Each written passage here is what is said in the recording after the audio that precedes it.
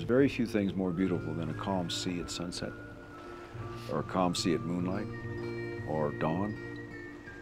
And there's seldom more brutal things than a storm at sea.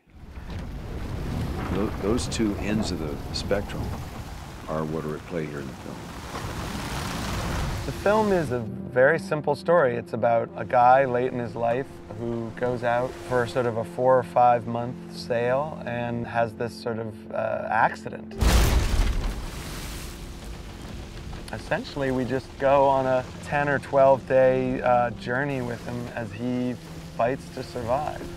All Is Lost is an existential action movie about one man lost at sea fighting against the elements and himself. Just the idea that a single person would be out in the middle of like the vast expanse of the ocean is very dramatic. It's very moving. So it really centers on what this man does just to continue against obviously what are impossible odds. Robert Redford plays our man. He is on a journey out at sea and finds himself up against the forces of nature where Mother Nature just doesn't let up on him. Redford's character is, is an absolute, everyman. You don't know his name, you don't know exactly why he's there. And I think it's fascinating to watch an actor whose face we know so well sit on that screen and wrestle with these huge life issues. And you think about guys his age, there's only a couple of those guys that you really want to see go through an adventure like this. This isn't, a cast of 5, 10, 20. This is a cast of one. This whole project, rests on one actor. And it's fantastic to have an actor of this caliber. And it's an amazing journey. It's an amazing, thrilling adventure film.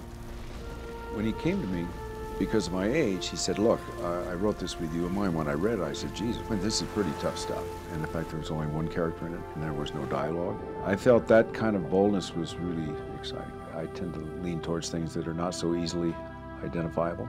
This is a movie that is, you're with him.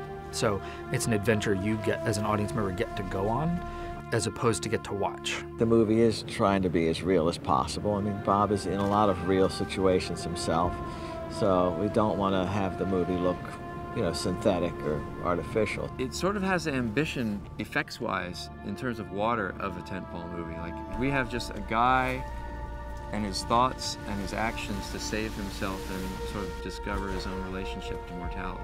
No matter what we try to do with this planet, no matter what we try to build or destroy or whatever we're about, where we think we have a command, we're reminded again and again that nature is dominant. And finally, in the end, I think nature has control.